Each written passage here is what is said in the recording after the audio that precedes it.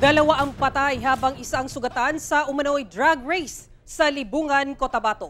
Samantala, dalawang motorista naman ang nasawi ng makasalpukan ang dalawang kalahok sa Motorcycle Challenge habang tatlong kalahok naman ang sugatan sa La Union at Dagupan City. Nakaalerto si Abby Caballero ng GMA Regional TV 1 Mindanao. Patay ang motor rider na si John Lloyd Calawigan sa umano'y drag race sa National Highway ng Barangay Sinawingan sa Libungan, Cotabato, pasado alas 12 ng Sabado ng tanghali, Pebrero 24. Nadamay naman ang mag-asawa na kinilalang sina Genevieve Villela at Florante Villela na sakay ng sidecar nang mabangga ng naturang motor rider. Patay ang babae habang kritikal naman ang lagay ng asawa nito.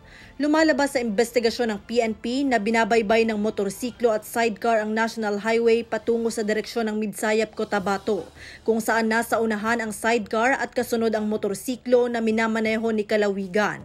Nang makarating sa nabanggit na lugar ng aksidente, nabangga ng motorsiklo ang likurang bahagi ng sidecar. Sa lakas ng pagkakabangga, tumalsik ang lalaking nagmamaneho ng sidecar sa highway, habang ang kanyang asawa ay naipit sa tagiliran at nagtamo ng matinding pinsala sa katawan na nagresulta sa kanyang pagkasawi. Dead on the spot naman ang rider matapos bumagsak at mabagok ang ulo nito sa sementadong kalsada.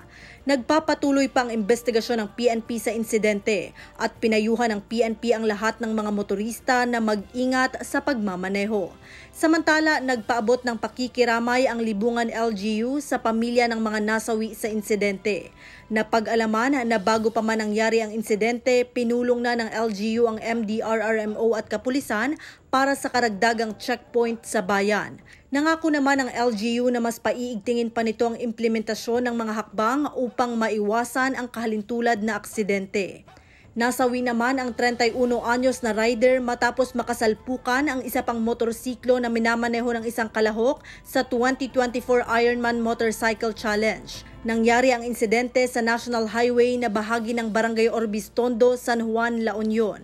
Ayon sa pulisya, nag-overtake ang kalahok na rider pero nakasalpukan naman ito ang paparating na biktima mula sa kabilang direksyon.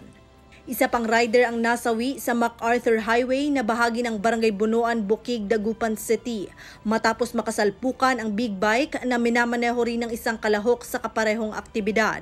Matapos ang salpukan, nawala ng kontrol ang rider ng big bike, kaya tumama sa kapwa kalahok sa Motorcycle Challenge.